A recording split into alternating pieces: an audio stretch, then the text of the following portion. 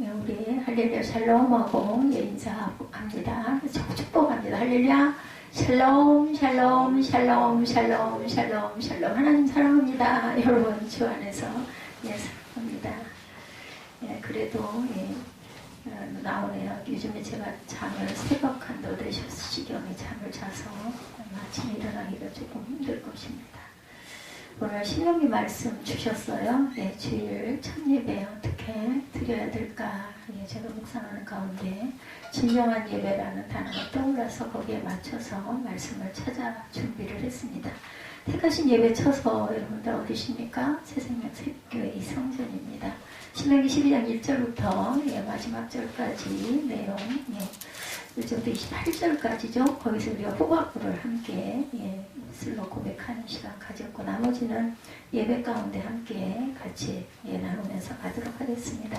먼저 신명기 12장 자주 말씀이 신명기가 저희 주일 예배 들어온 지가 꽤 됐어요. 근데 중간에 여러 가지 행사들이 있고 절기가 있고 하다 보니까 끊어졌지만 제가 아마들 보시면 알겠지만 주일이 지금 빠지지 않고 여기까지 와 있어서 12장 말씀을 통해서 그 중에서 제가 찾아서 여러분들과 함께 은혜를 나눕니다. 여러분들이 원하는 은혜는 어떠십니까? 12장에 보니까 여호와께서 자기 이름을 두시려고 너희 모든 지파 중에서 택하신 곳이다 이렇게 나와 있네요. 5절에 보니 열왕기상 증거합니다. 8장 16절에서 20절 열왕기상 9장 3절에 내 이름을 둘만한 집 나는 내가 건축한 이 성전을 거룩하게 구별하여 내 이름을 영원히 그곳에 두며 이렇게 말씀하셨어요.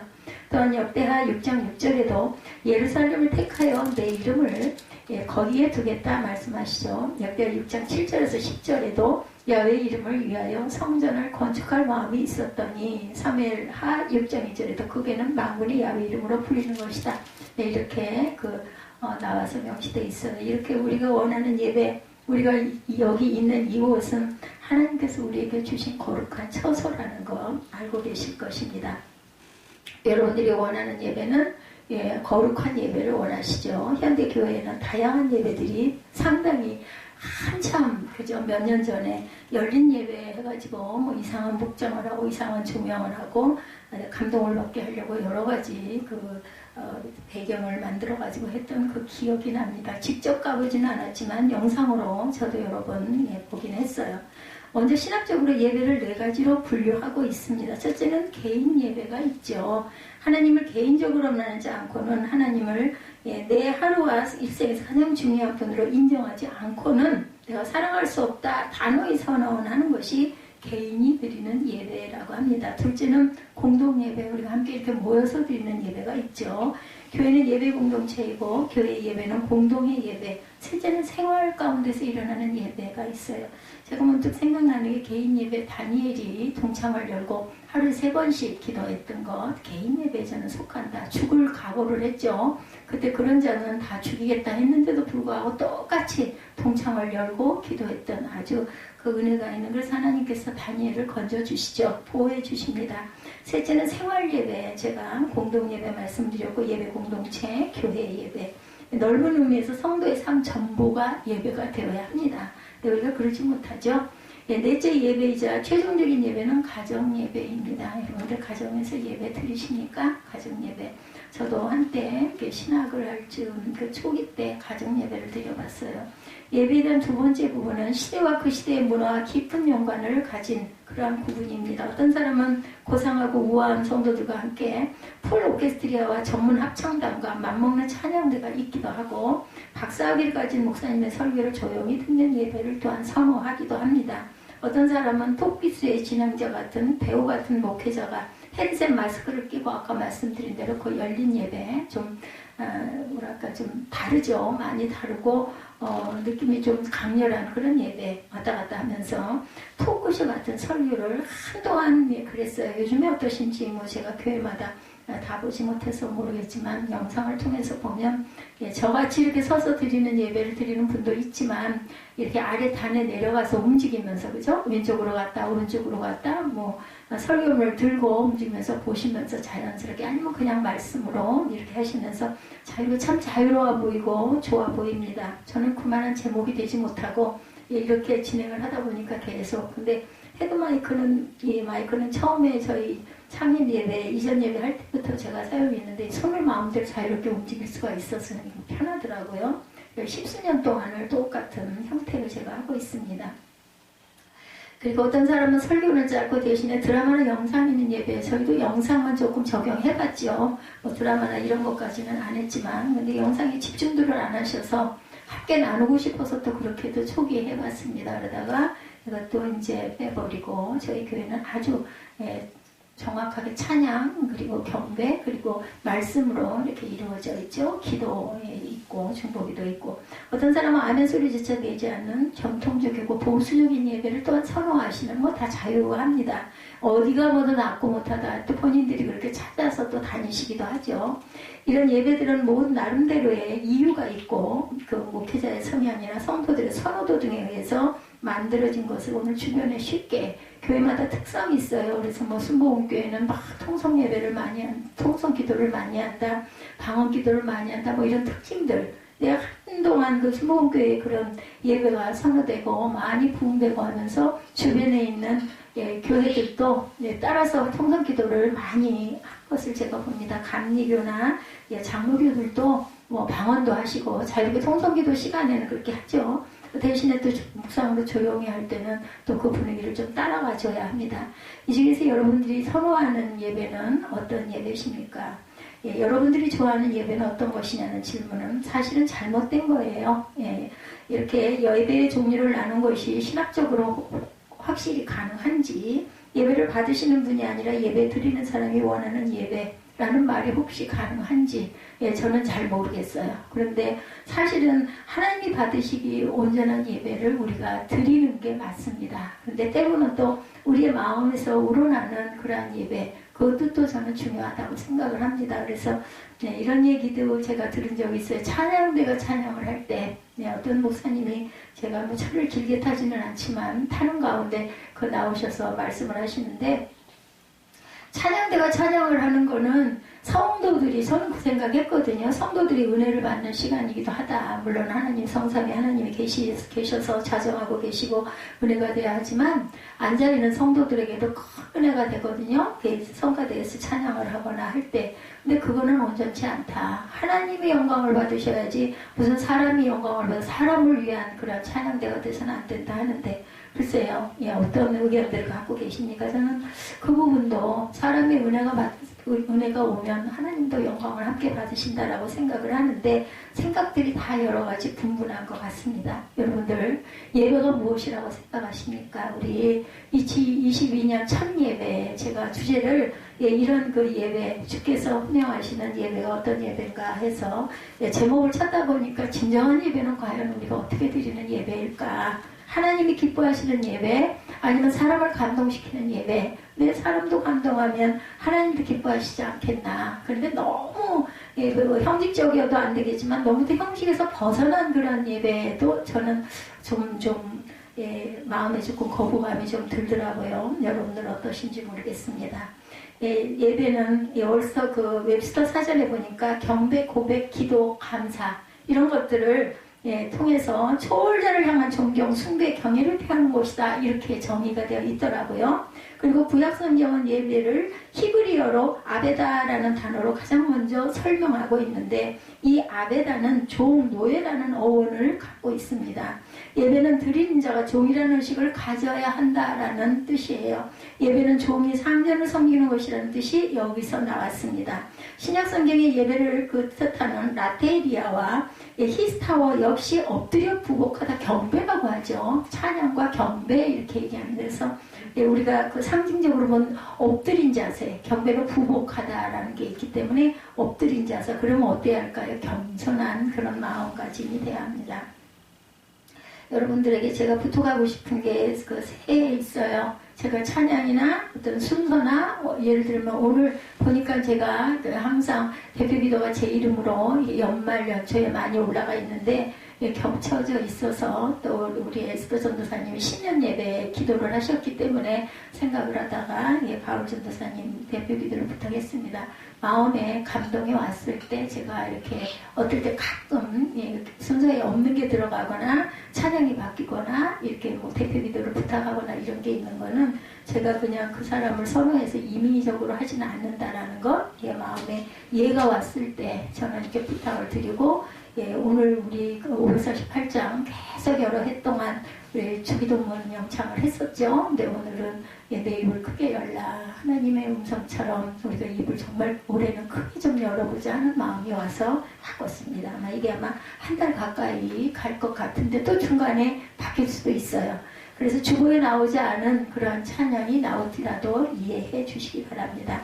신약성경에서 예배를 뜻하는 라테리아와 히스타와 역시 엎드려 부복하다. 제가 여기까지 말씀드렸죠. 겸손하게 엎드리는 것이 예배의 기본이라는 뜻입니다. 내가 원하는 예배가 아니라 하나님께 드리는 예배는 우리가 겸손하게 부복하는 자세로, 그리고 또 단에 선 사람이 사람이에요. 그죠? 목회자이기도 하지만 너니 평상시에 온전치 못한 모습이나 언행이나 습관이나 이런 것들을 가까이 아는 가족이나 친지들은 많이 압니다. 근데 대개는 조그만 교회는 가족이나 친지들로 구성이 되어서 예배를 드리다 보면 관계가 있어요. 여러분들 관계가 있을지라도 제가 단에 섰을 때는 조금 구별된 사람으로 인정을 해주고 예우해 주시기를 주님의 이름으로 부탁을 드립니다. 그렇다 해서 제가 또 교만해서는 안 되겠죠. 겸손하게 여러분들을 1년 동안 열심히 섬기느라 예배하고 기도할 것입니다. 나름. 예배를 라테리아와 히스타와 역시 엎드려 부복하다. 겸손하게 엎드리는 것이 예배의 기본. 하나님께 예배하는 자는 자신의 생각이나 의지나 그리고 모든 것을 주님 앞에 내려놓고 종처럼 부복하는 자세로 해야 되겠다. 예배는 기본적으로 이렇게 엎드려 부복한다는 의미가 있다는 것, 오늘 첫 예배 첫 번째, 다른 건 다 잊어버리시더라도 요건 기억하십시오. 또 다른 헬라어인 프로스크메어는 무엇을 향한, 입을 맞추다는 두 말이 합쳐져서 된 말입니다. 누구누구를 향해 입 맞추는 것이 예배. 하나님을 향해 우리가 입 맞춤을 받는 것 얼마나 기쁩니까? 이런 것은 성령의 강림, 성령 충만일 때 이런 형태가 되지 않을까 생각됩니다. 신하가 왕 앞에 무릎을 꿇고 왕의 손에 입을 맞추는 것을 연상하시면 되죠. 또한 예배를 헬라어로 프로스케네오 많이 들어보셨을 거예요. 워십이죠. 워십. 이것은 정확한 개념은 존경입니다. 존경 혹은 최상의 가치를 돌리다라는 뜻을 갖고 있습니다. 우리가 하나님께 예배를 드린다는 것은 어떤 일정한 의식을 통하여 하나님께 존경을 나타내는 것을 뜻하고, 그 의식의 의미는 최상의 가치를 하나님께 돌린다라는 뜻이 들어있습니다. 오늘 설교를 예배라는 말로 시작하는 이유는 본문이 예배에 관한 말씀이기 때문에, 그리고 새해 첫날이기 때문에, 물론 어제 저기 신년 예배를 드렸지만 주일로는 첫 주일이죠. 또 일부 예배가 있었지만 11시 예배로는 첫 번째 예배입니다. 하나님은 모세를 통해서 하나님 야훼께서 주셔서 차지하게 하신 땅에서 드릴 예배에 대해서 신명기 12장 1절에 말씀하고 있죠. 내 조상의 하나님 야훼께서 내게 주셔서 차지하게 하신 땅에서 너희가 평생에 지켜 행할 규례와 법도는 이러하니라. 너희는 쫓아낼 민족들이 그들의 신들을 섬기는 것은 높은 산이든 작은 산이든 푸른 나무 아래든지 막론하고 모든 것을 너희가 마땅히 파멸하며 그 제단을 헐며 주상을 깨뜨리며 아세상을 불사르고 또 그 조각한 신상들을 찍어 그 이름을 그곳에서 멸하라. 이렇게 명령하고 계세요. 뭐예요? 우상을 멸하라는 거죠. 너희 하나님 야훼께서 너희가 그처럼 행하지 말고 오직 너희 하나님 야훼께서 자기 이름을 두시려고 너희 모든 지파 중에서 택하신 곳인 그 계실 곳으로 찾아 나아가서 6절이죠. 너희의 번제와 너희의 제물과 너희의 11조와 너희 손의 거제와 너희의 서은제와 낙한 예물과 너희 소가 양의 처음 난 것들을 너희는 그리로 가져다 드리고 거기 곧 너희 하나님 야훼 앞에 먹고 너희의 하나님 야훼께서 너희의 손에서 수고한 일에 복 주심으로 말미암아 너희와 너희의 가족이 즐거워할지니라. 우리가 예배함으로 하나님께서 복 주셔서 우리가 가족들이 모두 다 즐거워할 수 있다. 8절에 우리가 오늘 여기에서는 각기 소견대로 하였거니와 너희가 거기에는 그렇게 하지 말아라. 우리가 여기서는 네 마음대로 했지만 예배하는 곳에서는 그렇게 하지 말지니라. 9절이죠. 너희가 너희 하나님 야훼께서 주시는 안식과 기업에 아직은 이르지 못하였거니와 너희가 요단을 건너야 하나님 야훼께서 너에게 기업으로 주시는 땅에 거주하게 될 때, 또는 야훼께서 너에게 너희 주위의 모든 대적을 이기게 하시고 너에게 안식을 주사 너희를 평안하게 거주하게 하실 때, 너희는 너희 하나님 야훼께서 예를 두시라고 고백한 그곳으로 내가 명령한 것을 모두 가지고 갈지니 곧 너희의 번제와 너희 이셈과 너희 11조와 너희 손의 거지와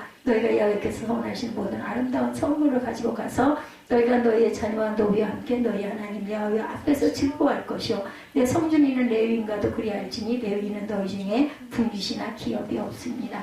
레위인 아시죠? 제사장입니다. 오늘의 그 직분자, 목사, 장로 이런 사람들을 얘기하죠.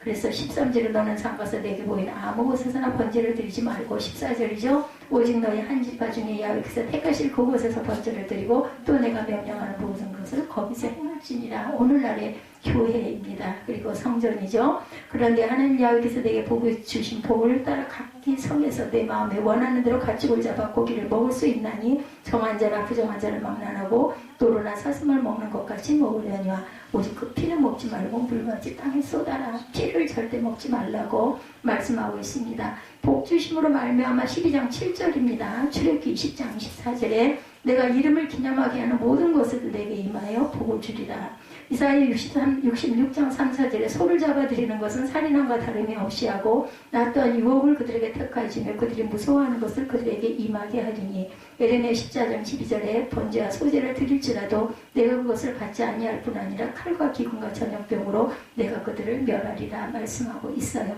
그러니까 복 주실 그것은 뭐예요? 모든 것을 내가 임하여 복을 주리라고 하셨어요. 그죠? 그러나 소를 잡아 드리지 말라는 거죠. 아무 곳에서나 번제를 드리지 마라. 13절에 제사건 예배는 반드시 야훼 이름이 있는 곳 하나님께서 거하시는 성전에 찾아와서 드려야 한다라고 말씀하고 있습니다. 장소의 구별을 여기서 말씀하시죠. 하나님께서 말씀하시는 예배는 하나님이 기뻐하시는 예배는 장소를 구별해라. 먼저 하나님은 잘못된 예배에 대해서 말씀하셨죠. 그것은 이집트의 예배이고 가나안의 예배 무상 숭배입니다. 이스라엘이 나온 이집트는 수많은 신이 있었고 각 신들마다 예배하는 신전이나 장소가 따로 있었어요.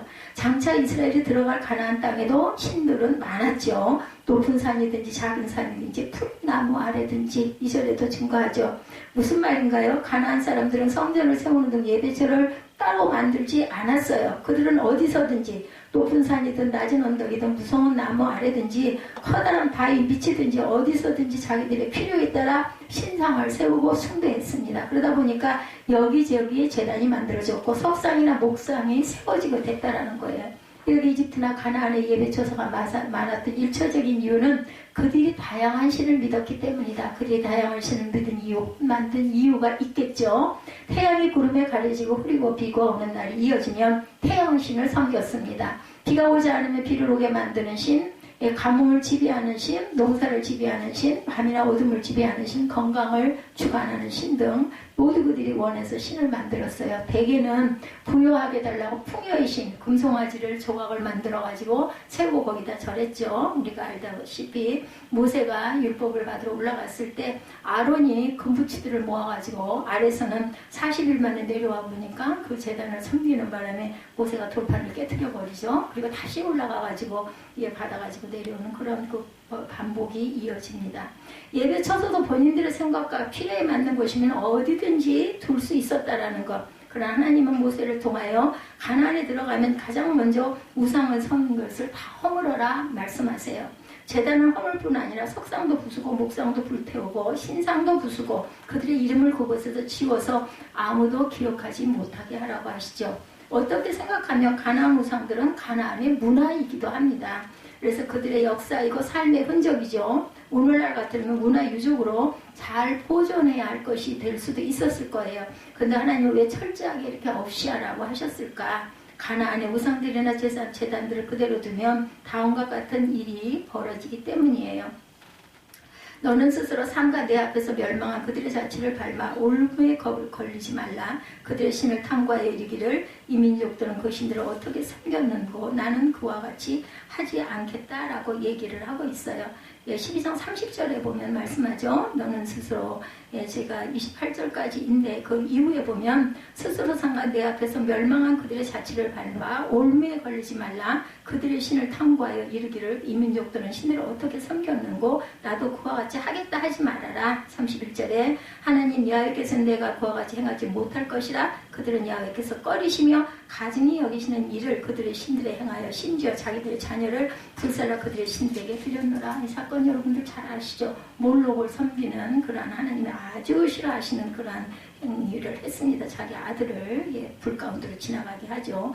내가 너에게 명령하는 이 모든 말을 너희는 지켜 행하고 그것에 가감하지 말라고 말씀하고 있습니다. 그래서 마태복음 5장 18, 9절에 계시록 22장 18절에서 19절에도 증거되어 있는 말씀입니다. 가나안은 40년 동안 광야에서 떠돌던 이스라엘보다 안정되고 높은 문화생활을 누리며 살던 곳이죠.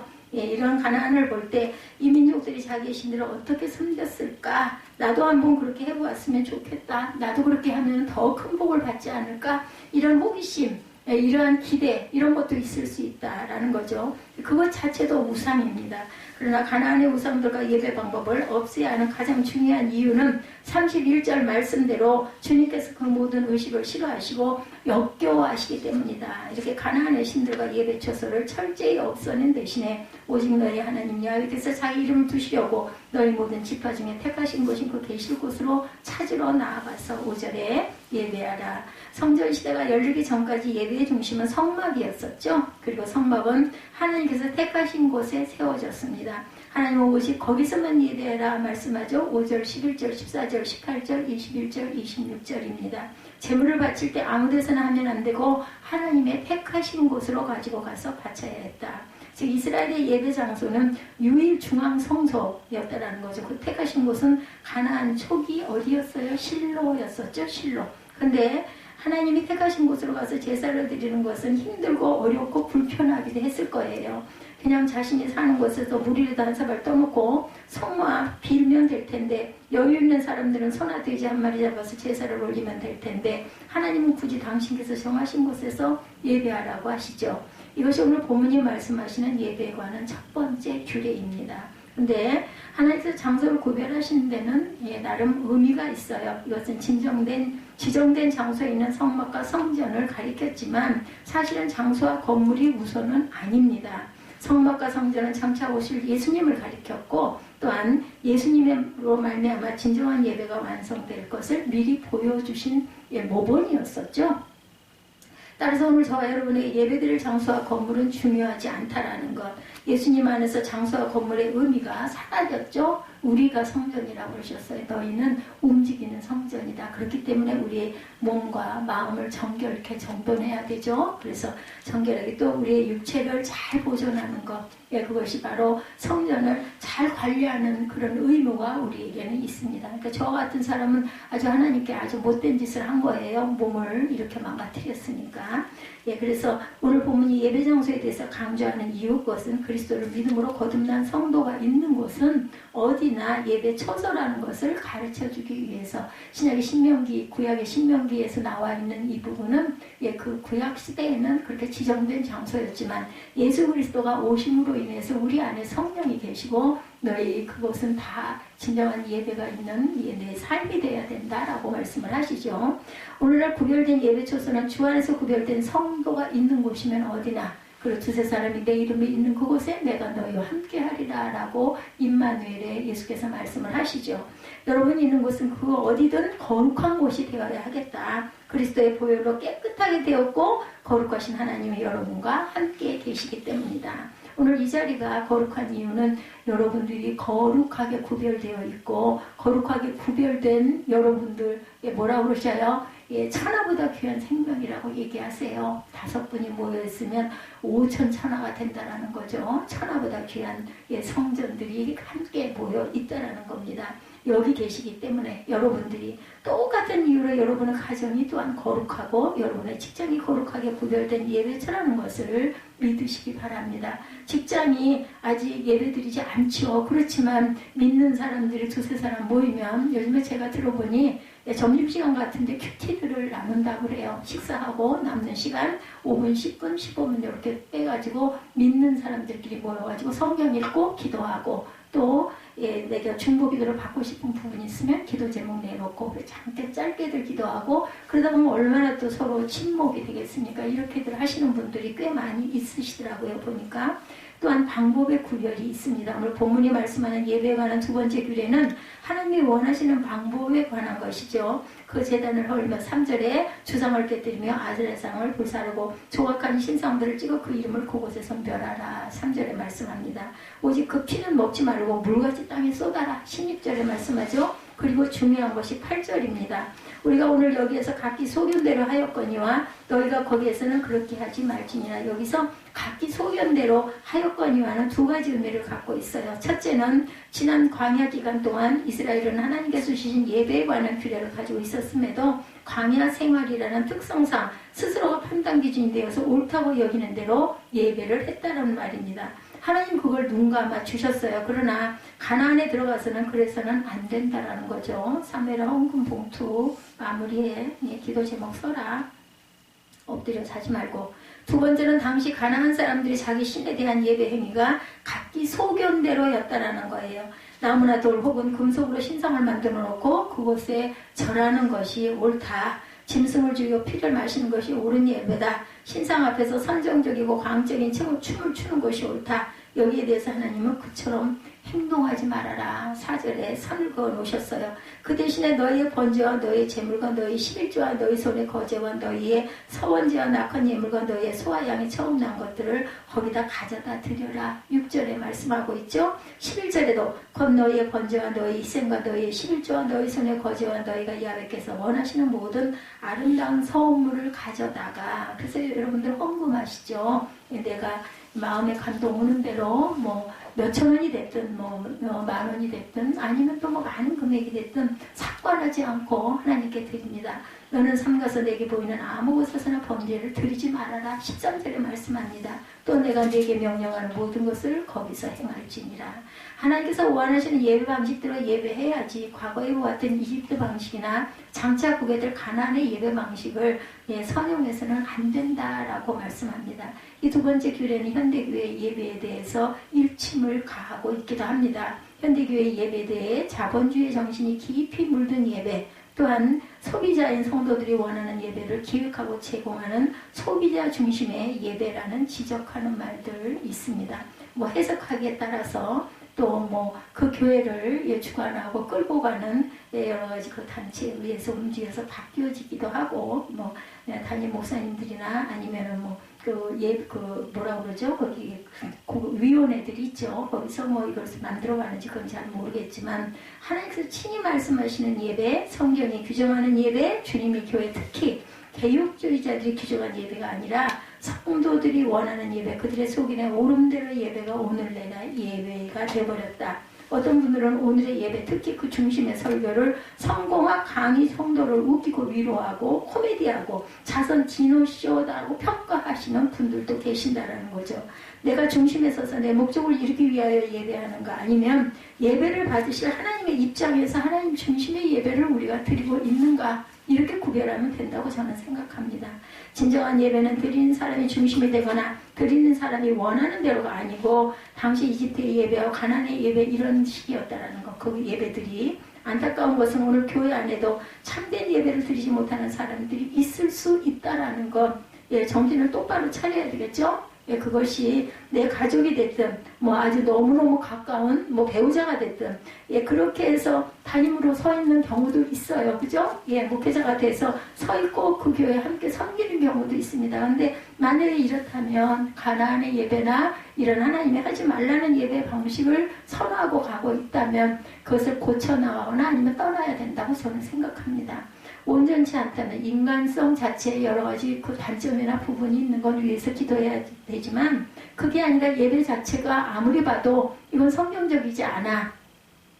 개인이 원하는 대로 아니면 정말 이상하게 하고 있기 때문에 나는 도무지 은혜도 안 되고 받아들일 수가 없어. 권면해도 되지가 않아. 이럴 때는 아무리 가까워도 부부라 할지라도 가족이라 할지라도 내 영이 살아야 됩니다. 이거 부탁드리고 싶어요.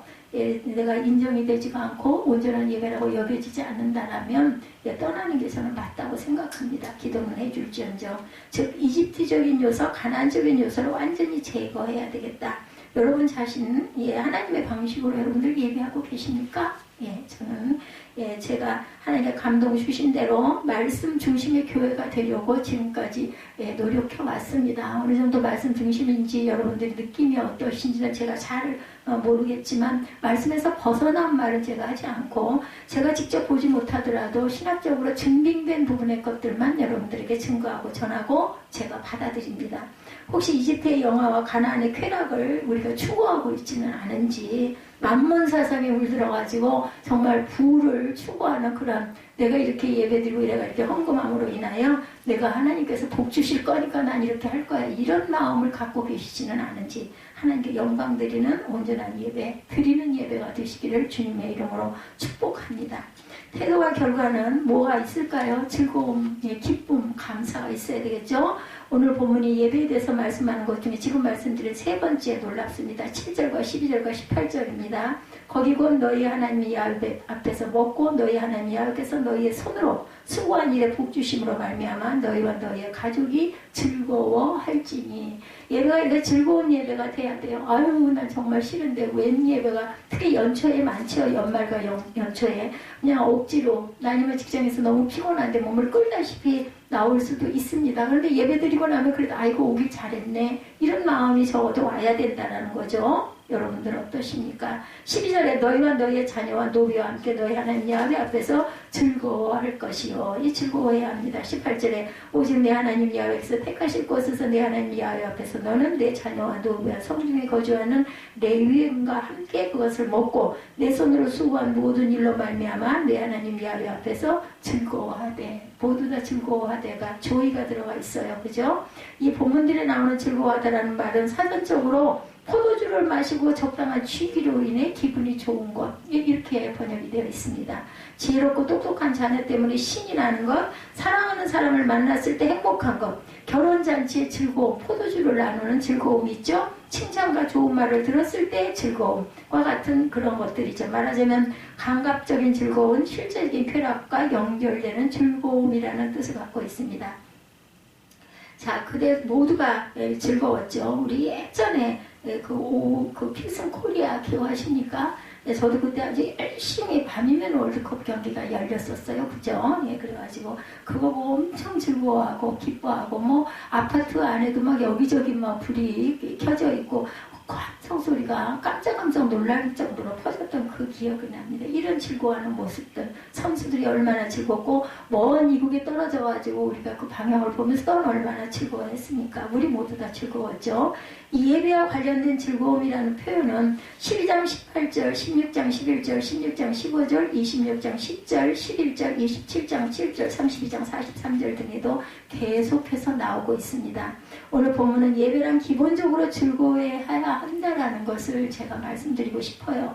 예배는 받으신 하나님도 즐거워하시지만 드리는 예배자 입장에도 즐거운 것, 기쁜 것, 감사한 것이 돼야 돼. 그게 온전한 즐거움, 영과 진리로 드리는 예배입니다. 저는 아주 처져 있을 때도 내가 아무도 오시지 않을 때도 예배를 드리고 나면은 아주 마음에 기쁨이 충만합니다. 몸은 공고할지라도 제가 공고함이 있기 때문에 그래도 정말로 막 열정도 생기고 막 기쁨도 생기고 얼굴도 향이 되고 그리고 마음의 은혜가 넘치는 반면에 내가 이런 건 참 잘못했지 이런 마음은 비워야지 내가 이렇게 부족하지 이런 또 마음도 옵니다. 이런 은혜가 여러분 나름대로의 여러 가지 방법이 있습니다. 이런 방법으로 한 1년 동안 뭐 1년이 하루가 열흘이 되고 또 열흘이 한 달이 되고 한 달이 2달이 되고 12달이 돼서 2022년 말에는 내가 2022년 그래도 내 마음에 기쁨이 있는 예배를 100% 중에서 그래도 한 70% 이상 내가 그렇게 느끼면서 감사하고 왔지. 이런 마음이 드시는 저와 여러분이 되시기를 주님의 이름으로 축복합니다. 하나님께 나아가 하나님 앞에 예배자로 서는 것이 즐겁고, 제가 아까 찬양하면서 마음에 왔던 감동은 예배를 이렇게 만들었다고 하면 좀 그럴까요? 찬양을 찾고 말씀을 찾고 이렇게 해가지고 순서를 만들고 이렇게 해서 드리는 예배. 그래서 하나님께서 저에게 기쁨과 감사와 눈물을 주시는 것이다. 이런 마음이 왔어요. 오직 하나님께서 허락하신 사람, 하나님께서 예배자라고 초청한 사람, 하나님의 백성만이 예배할 수 있으니 예배는 그 자체가 즐거워해야 하고, 또 이 자리에 있을 때 우리 모두는 하나 같은 마음이 되어야 할 줄로 믿습니다. 그리고 설교자가 조금 부족하다 할지라도 기도해 주시기 바랍니다.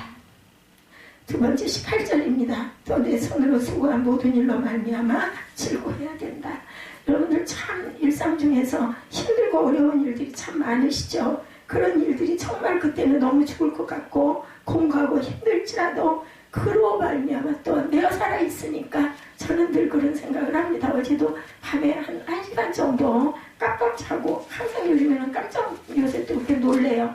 이게 오후 1시 50분이 아니야 하고 놀래고 보면 밤 1시 50분. 그 성년을 불을 꺼놓으면 깜깜하잖아요. 그러다 보면 어두우니까 이게 낮 오후 1시 30분이 내가 이러고 있는 게 아니야 하고 놀래서 시계를 막 이걸 보고 휴대폰을 켜서 보고 하다 보면은 AM 1시 30분 이렇게 돼 있어요. 그 시간부터는 그 이후로는 어쩔 수가 없는 거죠. 새벽까지, 아침까지. 그래서 요즘에는 한밤중에 컴퓨터를 켜고 내가 해야 할 부분들을 또 열심히 진행해서 2-3시간. 그러다 보면 이제 눈이 피곤하고 아프면 다시 또 좀 기대고 누워가지고 좀 준비하다가 다시 놓고 끄고 다시 잠을 좀 청하기도 하고, 때로는 안 되면 영상을 좀 보기도 하고, 에덴 제가 그 선호하는 그런 공격도 좀 있어요. 그런 걸 좀 들여다보고 1-2시간, 듣고 1-2시간, 그러다가 어떻게 하다가 하나님께서 은혜로 꿈에 잠을 주시면 한 30분, 1시간 자고 나면 또 바닥 정신이 나고, 이렇게 벌떡 일어날 수 있는 힘을 아직까지 주시는 그게 너무너무 감사합니다. 우리가 깨어있기 때문에 즐거워할 수도 있고 감사할 수도 있고 찬양할 수도 있고, 귓가에 들리는 찬양의 가사가 떠올라서 또한 그 제목을 찾아서 눌러서 함께 찬양할 수 있는 이 은혜, 얼마나 감사한지 모릅니다. 저는 여러분들에게 정말 감사하다고 인사하고 싶어요. 함께 부족한 사람과 함께 1년 동안, 10년 동안, 10수년 동안 여기까지 오시는 여러분 정말 감사합니다. 앞으로도 제가 살아있는 날 동안 함께 예배할 때 저를 위해서 기도해 주시기 바랍니다. 일하게 하신 것에 대한 즐거움 또한 감사로 하나님께 영광 돌리시기 바랍니다. 하나님께서도 우리에게 일터를 주셨고 6일 동안 열심히 일한 사람이 예배의 즐거움에 예배를 드릴 수 있는 것, 하나님께서도 천지창조를 6일 동안 하시고 그리고 나서는 쉼을 가지셨던 것처럼 우리도 똑같이 그렇게 즐거워할 수 있는 삶이 2022년이 되시기를 주님의 이름으로 축복합니다. 그리고 주일이면 이곳에 모여서 그동안의 일주일 동안에 그 힘들고 필요했고 어려웠고 때로는 고난스러웠고 때로는 또한 억울했고 남에게 잘못된 대접을 받아서 상처를 받았던 모든 것도 이곳에서 치유하고 돌아가시기 바랍니다.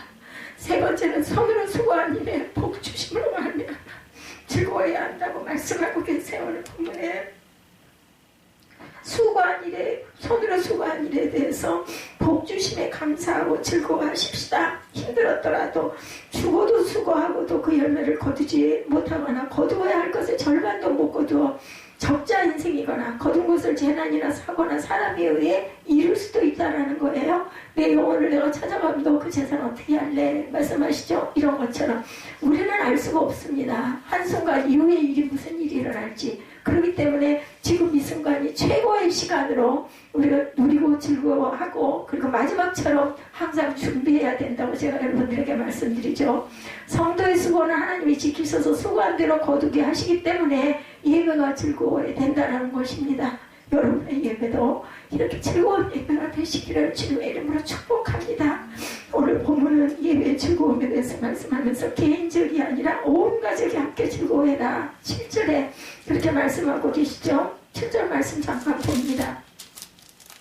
거기 곧 너희 하나님 야훼 앞에서 먹고 너희 하나님 야훼 앞에서 너희 손으로 수고한 일에 복지심으로 말미암아 너희와 너희의 가족이 즐거워할지니라. 여러분들 함께 온 가족이 즐거워하시기 바랍니다.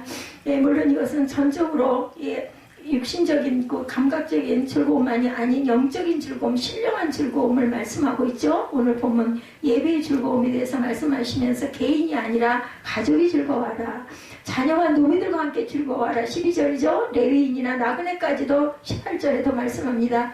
예, 그리고 또한 나그네까지도 5장 14절에도 출애굽기 20장 19절에도 함께 즐거워해라. 말하자면 예배는 집안잔치고 동네 잔치와 같다라는 이야기죠. 이웃과 함께 즐거워해라.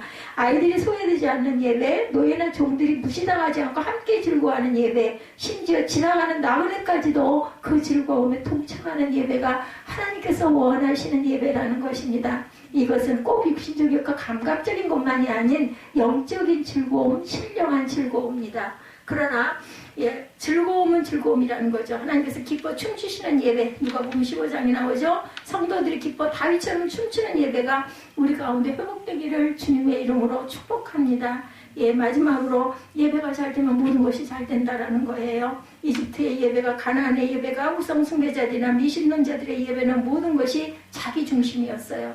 그들은 자기들이 두려워하는 대상, 신비스러운 장소나 물건, 조상들이나 어떤 영웅 혹은 그것과 관련된 것들, 사람을 숙연하게 만들고 경건하게 만드는 대상, 심지어 별별 희한한 것들을 예배의 대상으로 삼았죠. 또 예배드리는 방법과 장소도 아주 다양했죠. 높은 산, 나무나 바위 및 바다에서 강에서 어떤 면에서는 그들의 예배는 아주 쉬울 수 있습니다. 내가 원하는 대상에게 어제의 대상과 오늘의 대상이 달라도 좋고, 어제는 해에게, 오늘은 달에게, 오늘은 구름에게 예배할 수도 있지만, 그렇지만 우리는 그것을 선호해서는 안 된다는 거죠. 오늘은 달에게, 그리고 내가 할 수 있는 방법으로 내가 마음에 드는 장소에서 원하는 대로 그때 그 시절엔 예배 드릴 수 있었지만, 하나님의 백성이 드리는 예배는 아무 데서나 예배해서는 안 된다. 하나님 야훼께서 택하신 곳, 그 거하실 곳, 신약에 우리는 우리 마음 안에 성전이 계시고 네 자체가 성전이다라고 말씀하셨어요. 신명기에서는 그 꼭 거하실 곳, 야훼께서 택하신 그곳에서만 예배해야 된다. 예배 방법이 달라야 되죠. 우상숭배자들이 하는 방식으로 짐승을 죽이고 부정한 것을 드리고 너무나 인간적이고 쾌락적인 예배를 드려서는 안 되겠다라고 말씀하고 계신 거죠. 그래서 진정한 예배는 예배를 받으신 하나님의 방식으로 예배하는 것, 여러분은 하나님의 방식으로 예배하고 계십니까? 가족들도, 종들도, 나그네도, 레위인도 모든 사람들이 함께 즐거워하는 예배가 참 예배라는 것이죠. 우상 숭배자들처럼 이렇게 자기 편한 대로, 자기의 방식대로, 자기의 뜻대로 사람 중심이 되는 예배는 타락한 것이라는 것. 하나님께서 진노하셔서 완전히 없애려고 했던 그 예배를 반복하는 어리석음에 지나지 않죠. 그러한 예배를 드리면 드릴수록 자신과 가정과 사회를 망가지게 만든다라는 것. 그러나 진정한 예배는 살리는 예배, 생명의 예배, 그리고 변화의 예배. 예배는 하나님의 생명, 신령한 생명을 공급받는 시간이라는 것을 잊지 않는 저와 여러분들 되시기 바랍니다.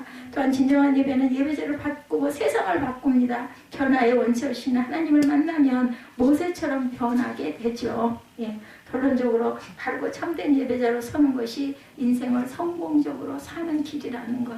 저도 바르고 참된 예배자로 온전한 자세로 서 있는지 점검하고 기도하겠습니다. 여러분들 또한 고민해 주시기 바랍니다. 여러분 성공적인 인생을 살고 싶으십니까? 그렇다면 성공적인 예배를 드리시기 바랍니다. 참된 성공적인 예배자, 참되고 바른 예배를 통해서 여러분과 여러분의 환경을 바꾸시는 하나님의 역사를 경험하시기를 2022년이 되시기를 주님의 이름으로 축복합니다.